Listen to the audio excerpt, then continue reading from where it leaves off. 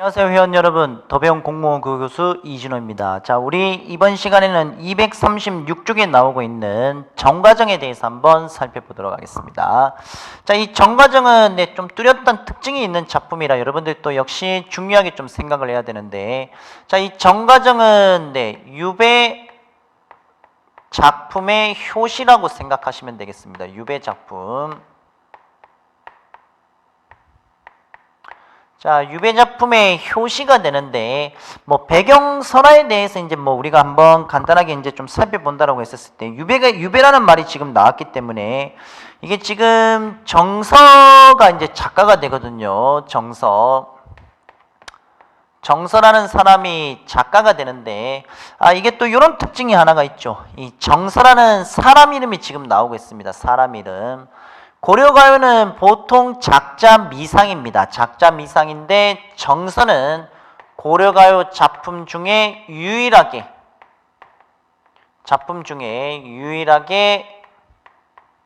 작가를 알 수 있는 작품이 되겠습니다. 유일하게 작가를 알 수 있는. 자, 이제 요게 배경설화에 대해서 여러분들이 좀 이해를 하셔야 되는데, 이 고려시대니까 의종 임금이 됩니다. 의종. 자, 의종 임금과 이제 관련이 있는데, 이 정서가 많은 사람들로부터 모함을 당하게 됩니다. 모함. 그러면 이 모함은 뭐냐라고 하게 되면은 영모에 가담을 했다는 얘기죠. 영모. 자, 영모에 이제 가담을 해서 모함을 당하는데, 의종이 정서를 유배를 보냅니다. 유배를 보내는데, 이 의종이 이렇게 얘기를 했거든요. 배경설화입니다. 배경설화를 보면은 한 몇 년 가 있으면은 부르겠다. 다시 관직으로 복귀를 시켜주겠다. 그러니까 이제 가담하지 않았다. 이런 말도 함축적으로 우리가 한번 살펴볼 수가 있습니다. 자, 그래서 이 영모에 대해서 모함을 당해서 정서는 유배를 가게 되고 유배 작품에 이제 효시가 되는데, 몇 년을 기다리면은 예를 들어서 우리가 그 기한을 3년이라고 합시다. 3년이라고 하면은 이 3년 정도 지났으면은 이게 부를 만도 됐는데 안 부르는 거죠. 그래서 이제 정서가 말 그대로 이제 임금에 대해서 나는 당신에게 있어가지고 절대 임에게 영모 말도 안 되는 소리다. 그 소리는 다른 사람의 모함이다. 잔월효성이라고 해서 지는 달과 뜨는 별, 달과 별에게 비추어 보아도 나는 전혀 정말 조금이라도 잘못한 것이 없다. 이런 것을 얘기하고 있는 것이 바로 정서의 정과정이라는 작품이 되거든요. 그렇기 때문에 유배 작품의 효시에 해당하는데, 여기까지 여러분들 우선 정리를 좀 하셔야 되겠습니다. 배경설화까지. 자, 그래서 우선 여러분들 그 창작 배경을 보시게 되면은 237쪽에 우선 간단하게 나오고 있죠. 고려 중기의 문인이다 또는 호는 과정이다. 인종이 쭉 해서 총애를 받았으나 의종 5년에 영모에 가담했다는 참소로 기양을 갖다 당시 의종으로부터 금방 소명하겠다. 다시 관직으로 부르겠다는 약속이 되겠습니다. 하지만은 정중부의 난으로 의중이 쫓겨난 20년이 지난 뒤에야 다시 관직에 등용되는, 그러니까 몇 년만 지나면 된다라고 했는데 벌써 20년이라는 시간이 이제 지나게 되면서 이런 작품을 썼다라고 이해하시면 조금 쉽게 이해가 가실 겁니다. 자, 내용을 조금 더 한번 보도록 하겠습니다. 내용을 보면은, 자, 우선 내 님을 그리워 울다라고 나오고 있는데, 자, 여러분들 우선 첫 번째 님이라고 나오고 있는데, 이 님이 바로 의종 임금이 되겠죠. 님, 임금이 되겠습니다. 나는 당연히 과정이니까 정서가 될 것이고, 자, 그래서 님을 그리워 울며 지냈더니 산접동새가 나와 비슷하다라고 얘기를 하고 있습니다. 자, 그러면은, 자, 우리 여기서 시적 화자는 당연히 정서가 되겠죠. 정서. 자, 화자는 당연히 정서가 되는데, 이 정서의 우리가 지금 심리를 바라보면은 이 정서의 심리는 우선 첫 번째가 한이 됩니다. 한. 자, 한을 지니고 있는 인물에 해당하는 것으로서, 자, 이런 한을 지니고 있으니까 지금 슬픔, 울다라는 이런 정서가 직접적으로 들어가고 있습니다. 그러면서 접동새가 나오고 있는데, 접동새는 지금 누구를 비유를 하고 있느냐? 당연히 정서와 접동새는 감정이입에 해당하는 것으로서 동일하게 바라보고 있는 거죠. 동일하게. 자, 그래서 여기 나오고 있는 접동세는 감정이입의 대상이 되겠습니다. 이입.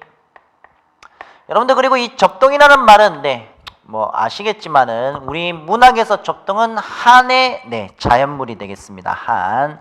자, 그래서 이 접동세는 고전 시가에서 주로 뭐 자규라고 해야 되나? 이거를 뭐 자규도 있을 것이고 자규, 그다음에 뭐 소적세. 소적세라고 해서 보통 이제 나오게 되는데, 이런 뭐 자규, 소적세, 그 다음에 귀촉도, 요것도 하나 메모하도록 하겠습니다. 귀촉도.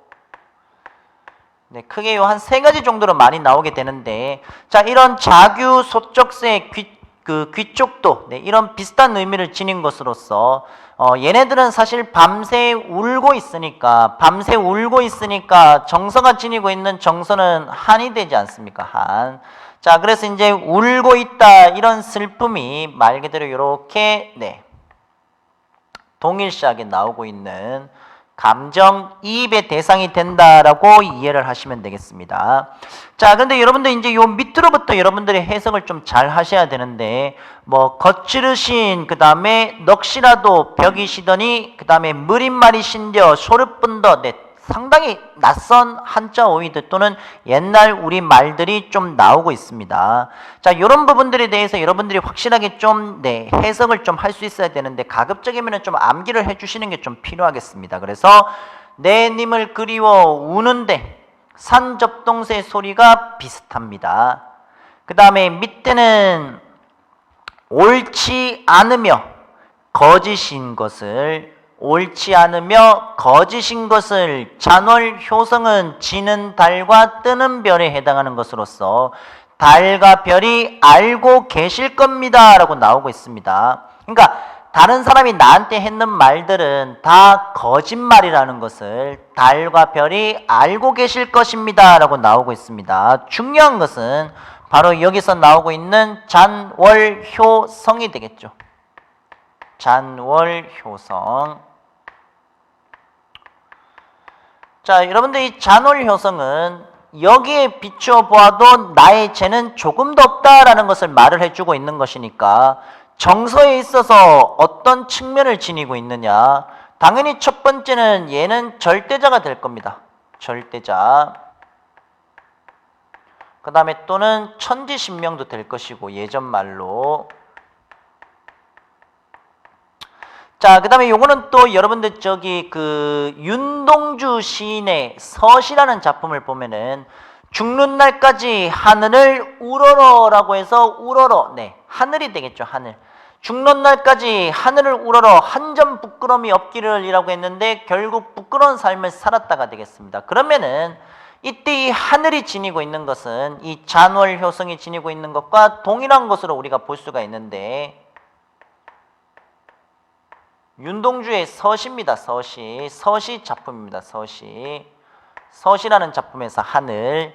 자, 그러면 이때도 역시 마찬가지. 얘네들이 비추어 보아서 나의 죄를 얘기하고 있으니까 뭐 윤리적 판단 기준이라고 볼 수 있는 거죠. 자, 그래서 이 작품에서 나오고 있는 잔월효성이라는 시어가 지니고 있는 상징적인 의미, 매우 중요하기 때문에 여러분들 요거 정리하십시오. 자, 그 다음에 넋이라도 임을 함께 모시고 싶다라고 얘기하고 있습니다. 자, 이런 말 그대로 지금 분명히 모함 역모를 당해서 유배를 갔는데도 불구하고 이 임을 모시고 싶다라고 얘기하고 있죠. 자, 그래서 이 작품이 지니고 있는 것은 충신 연주지사가 되는데, 그런 성격을 그대로 지니고 있다라고 이해하시면 되겠습니다. 말 그대로 귀양살이에서 풀려나지 못하는 자신의 억울한 심정, 그리고 왕에 대해서 방금 얘기했다시피 이런 충성스러운 신하에 대한 어떤 신하로서 충성스러운 마음을 지니고 있는 것이 아니겠습니까? 그렇기 때문에 충신 연주지사가 그렇게 성립이 될 수 있습니다. 자, 그 다음에 밑에 넋이라도 님을 한 대 모시고 싶다. 그리고 벽이시더니 뉘러시니까 라고 해서 벽이시더니 뉘러시니까 내 죄를 우기던 사람이 누구입니까? 자, 요거는 내 죄에 대해서 모함하고 영모, 그렇게 이제 억울하게 죄를 뒤집어 씌우는 사람들에게 대한 원망의 목소리가 들어가고 있다라고 생각하면 되겠습니다. 자, 그래서 나는 잘못도 허물도 천만 말 그대로 전혀 없습니다 라고 얘기를 하면서 뭇 사람들의 참소하던 말입니다. 슬프구나 임께서 나를 벌써 잊으셨습니까? 자, 슬프구나 그러면서 임께서 나를 벌써 잊으셨습니까? 라고 해서 여기서는 임에 대한 원망의 목소리도 들어가고 있습니다. 원망의 목소리. 자신은 아무 죄가 없다라는 것을 얘기해 주고 있는 거죠. 자, 그 다음에 이제 마지막 아소님아 그렇게 하지 마십시오 임이요. 내 사연 들으시고 다시 사랑해 주십시오 라는 것으로 끝을 맺고 있는데, 자, 마지막에 이제 중요한 게 나옵니다. 자, 중요한 게 뭔가 하면은 이 정과정을 여러분들 모두 다 세리면은 그 줄을 다 숫자를 세면은 하나, 둘, 셋, 넷, 다섯, 여섯, 일곱, 여덟, 아홉, 열, 11줄이 나오는 거죠. 11줄이 나오는데 여러분들 거기 보면은 하나, 둘, 셋, 넷, 다섯, 여섯, 일곱. 여덟 번째, 아홉 번째 줄이 되겠네요. 그 여덟 번째, 아홉 번째 줄을 보게 되면은 그 무림만이신려 소르분려 아으라는 부분이 나오고 있는데, 요거를 11줄 중에서 여덟 번째 줄과 아홉 번째 줄을 한 줄로 만드는 겁니다. 얘네들을 한 줄로 통합을 해버리게 되면은 당연히 마이너스 1이 되니까 당연히 뭐가 되겠습니까? 10줄이 되겠죠.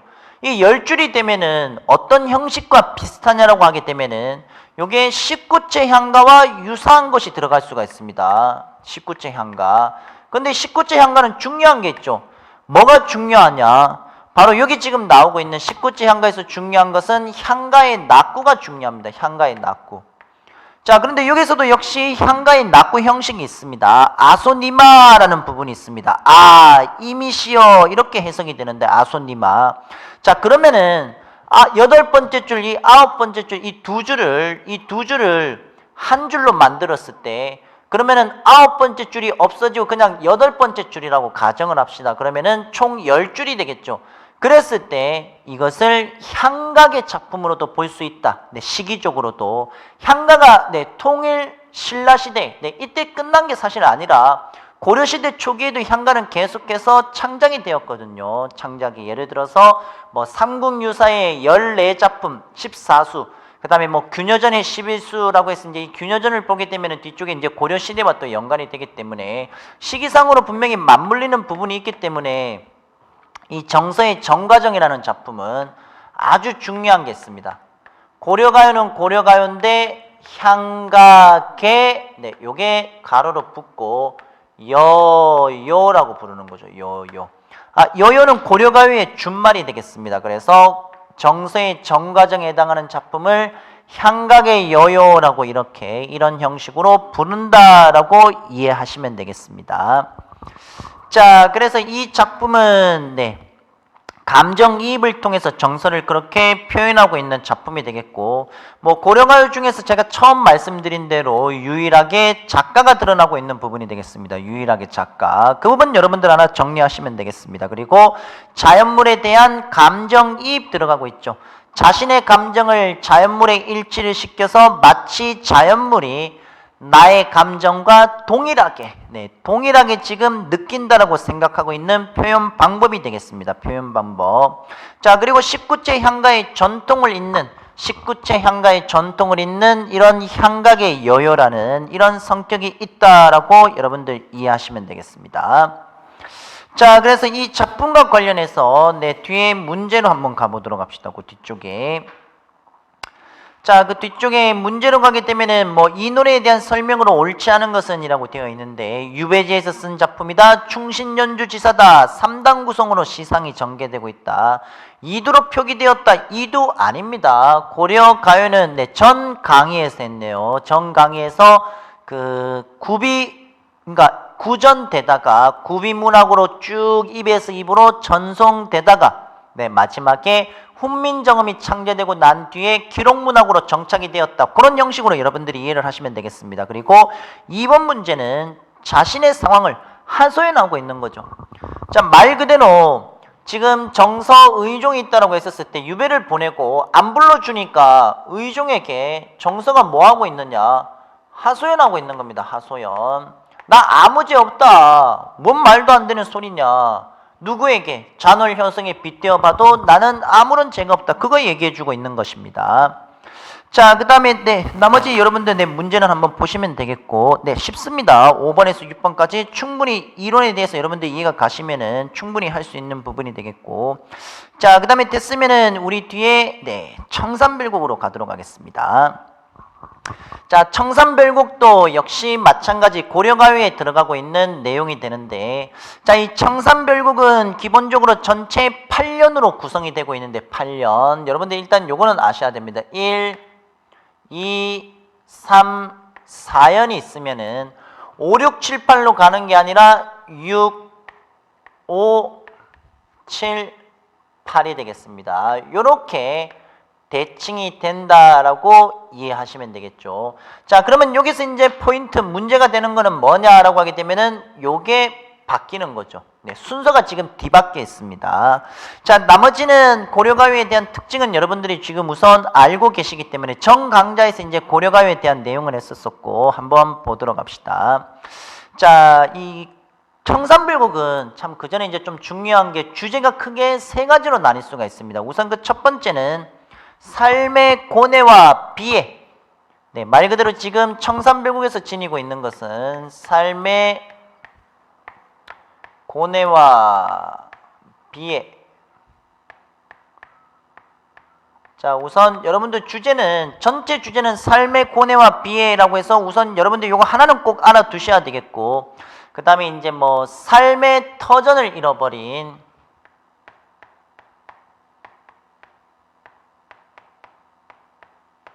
삶의 터전을 잃어버린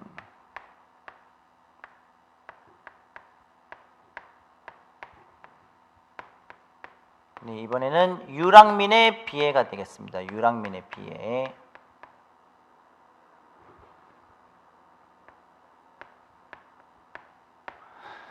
자, 그 다음에 이제 이 삶의 터전을 잃어버린 유랑민의 비애를 제외하고 말 그대로 시련의 아픔으로도 이해를 할 수가 있습니다. 시련의 아픔. 자, 그래서 우선 청산별곡과 관련된 주제는 여러분들 이렇게 크게 세 가지로 정리를 하시면 되겠습니다. 주제가 조금 다양하죠. 자, 주제가 조금 다양한데 네, 기본적으로 여러분들이 해석을 해야 되는 부분은 요 부분으로 초점을 맞춰 주시면 되겠습니다. 요 부분. 자, 그러면은 네, 청산별곡 한번 보겠습니다.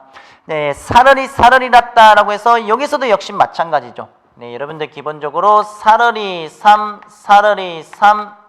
났다라고 했었을 때 332조의 뭐다? 음수율을 지니고 있죠.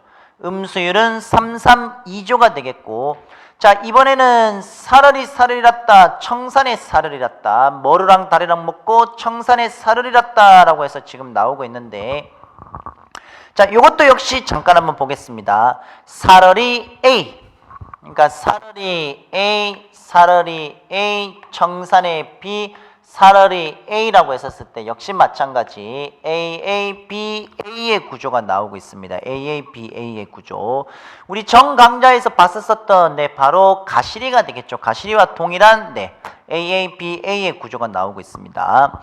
자, 우선 작품을 보게 되면은 네, 우선 첫 번째 뭐가 되느냐? 시적 화자의 이상이라고 할 수 있는 청산이 나오고 있습니다. 청산을 지금 설정했습니다. 청산은 당연히 긍정이 되는 것이고 시적 화자에게 있어서 말 그대로 도피처라고 생각하시면 되겠습니다. 도피처. 청산은 도피처로 이해를 하시고 머루랑 다래라고 나오고 있는데 여러분들 이 머루랑 다래는 소박한 음식이 되겠죠. 이 머루랑 다래는 여러 가지 이제 저기 표현상의 특징으로 정리를 하셔야 되는데 우선 머루랑 다래는 이렇게 하나 메모하십시오. 소박한 음식이 되는데 이 소박한 음식이 사실 머루랑 다래 말고도 상당히 많습니다. 그런데 이렇게 지금 한정지어서 부분을 전체로 표현해 주고 있으니까 먼저 대유법이 사용이 되었습니다. 대유법이 사용이 되었고 소박한 음식과 관련된 한자성어가 또 있죠. 바로 박주산채가 되겠습니다. 박주산채. 자, 그래서 머루랑 다래에 해당하는 부분은 소박한 음식 또는 대유법, 박주산채 세 가지 정도로 여러분들 기억을 하시고, 자, 그 다음에 얄리얄리 얄라성이라고 해서 이 부분이 후렴구가 되는데 여러분들 이 후렴구 부분을 보게 되면은 계속해서 그러니까 얄라성이라고 해서 요런 지금 리을이 계속 반복이 되고 있습니다. 리을. 여러분들 이 리을은 우리가 이제 문법에서 했었을 때 얘는 흐르는 소리라고 해서 유음이 있습니다. 이 유음 딱 나오는데 뭐 설지금 있다, 탄설음 있다, 이 정도까지 나오면 아주 공부 열심히 하신 거죠. 이 설지금 탄설음 이거 기억 안 나시면은 조금 더 하셔야 됩니다. 하지만은 설지금 탄설음은 굳이 뭐 그 부분에 대해서 구분하는 것까지는 뭐 상관은 없지만은 그래도 뭐 문법 이론을 깊게 들어간다고 했었을 때 설지금 탄설음까지 유음이 또 나뉘게 되니까 자 여기서는 그런데 요 유음이 나오고 있는데 이 유음이 사용이 되게 되면은 크게 여러 가지 느낌을 줍니다. 첫 번째는 밝은 느낌, 그 다음에 두 번째는 경쾌한 느낌.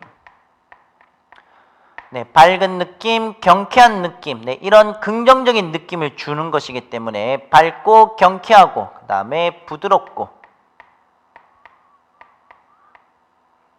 이런 느낌을 주고 있는 것이기 때문에 여기까지 여러분들 한번 정리하셔야 되겠고 자 그래서 지금 1년이 되겠습니다. 1년은 살고 싶다. 어디에? 청산에 살고 싶다. 그러면 이 청산과 관련해서 뭘 얘기해 주고 있느냐?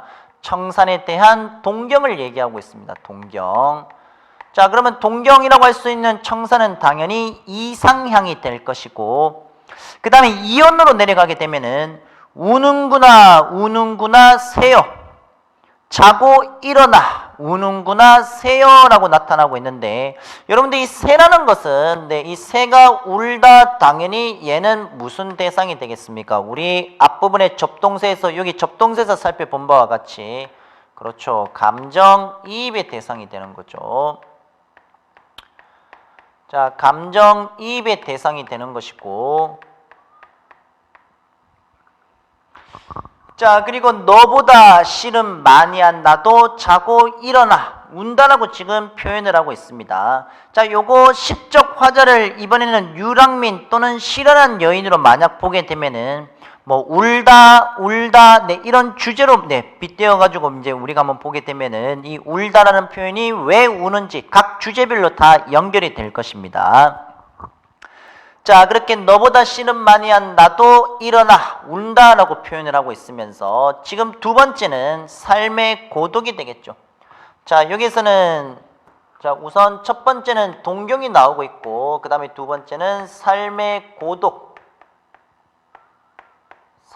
고독과 뭐 비애 슬픔이 되겠습니다. 슬픔. 자 이런 것들이 나오고 있고 자 그 다음에 이제 세 번째로 가게 되면은 가던 새 본다 물 아래 가던 새 본다 라고 나오고 있는데 자 이 물 아래는 여러분들 이 물 아래는 어떤 의미를 지니고 있느냐 물 아래 자 요거는 속세가 되겠습니다. 속세.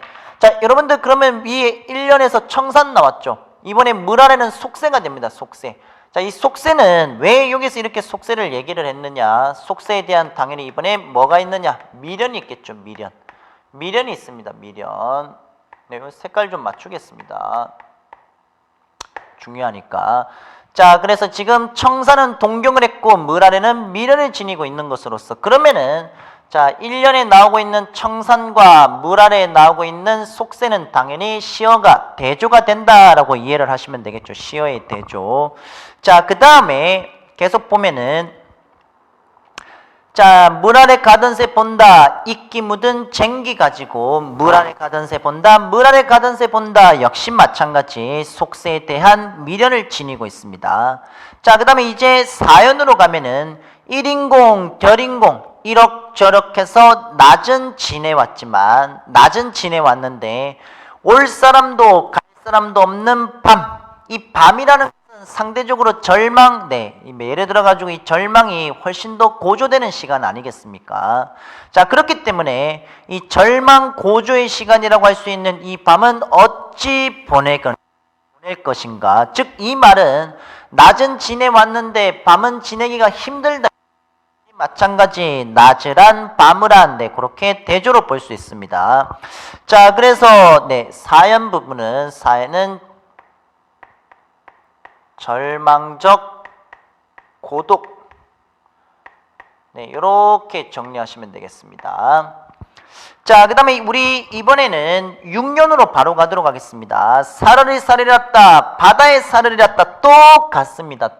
자, 이번에는 바다가 나오고 있죠. 역시 이상향에 해당하는 것으로서 동경이 되겠습니다. 동경 똑같습니다. 여기 1년이랑 바다. 자, 그 다음에 밑을 보면은 이런 내용이 또 나오고 있습니다. 미워할 사람도 사랑할 사람도 죄송합니다. 밑에 바다에 사르리랐다. 노모자기 구조개라고 해서 소박한 음식이 나왔죠. 아까 우리 이 부분에서는 박주산채에 해당하는 소박한 음식, 대유법에 해당하는 소박한 음식은 머루와 다래가 나왔고 머루와 다래 그렇고 노모자기 구조개도 역시 똑같습니다. 노모자기 구조개도 대유법 소박한 음식에 해당하는 박주산채 똑같습니다. 자, 그리고 위에 오연으로 가도록 하겠습니다. 자, 이번에는 어디다 던지던 돌인가라고 해서 나오고 있는데, 자, 이 돌이라는 것은 시적 화자의 의지와 무관한 운명적인 삶이 되는 거겠죠. 그러니까 나는 그런 의지가 전혀 없는데 세상이 살기 힘들고 내가 정착하기 힘들어하고 내가 적응하기 힘든 그런 현실을 얘기하게 되겠습니다. 그래서 화자의 의지와는 무관한 운명적인 삶이라든지 또는 시적 화자에게 있어서 비애가 되겠죠. 이런 슬픔을 야기하는, 슬픔을 불러일으키는 소재가 바로 여기 나오고 있는 돌이 되겠죠. 돌. 오연에 나오고 있는 돌이 되겠습니다. 자, 그래서 우리 오연은 삶의 운명이 되겠습니다. 이 삶의 운명에 대한, 여기서는 삶의 고독이고 이번에는 삶의 운명에 대해서 이번에는 체념이 되겠죠. 체념. 바다는 당연히 동경이 됩니다. 그대로 메모하시면 되겠고.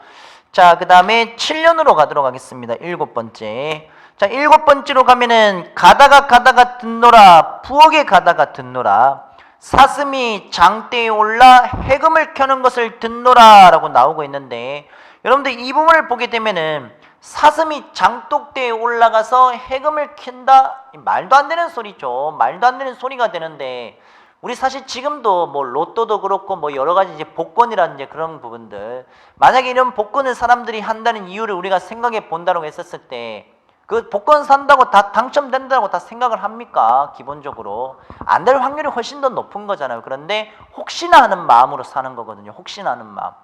그러면서 이제 내가 만약에 당첨이 되었을 때, 그래서 이제 발표되기 전에는 만약 당첨되면은 뭐 어떻게 할 거야 라고 하면서, 뭐 예를 들어서 저번에 인터넷 기사 보니까 어떤 사람이 로또 당첨이 되면은 아무도 모르게 이렇게 뭐 당첨할 수 있는 뭐 수령하는 방법이라고 해서 뭐 그런 것도 막 나오고 있고 한데, 그런 것처럼 이게 사실 비현실이지 않습니까? 그런데 이때도 역시 마찬가지, 우리 지금 살고 있는 이런 복권, 로또 이런 내용들처럼 예전에도 말도 안 되는 그런 상황이 현실로 벌어지기를 바라는, 그런 기적과도 같은 일이 벌어지기를 바라는 그런 소망을 얘기한다는 정도로 이해하면 되겠습니다. 그래서 뭐 사슴이 장대에 올라간다는 것은 기적 같은 일이 일어나기를 바라는 시적 화자의 절박한 심리가 담겨 있는 거죠. 자, 그래서 여기서는 화자의 기적을 바라는 절박한 삶이 되겠습니다.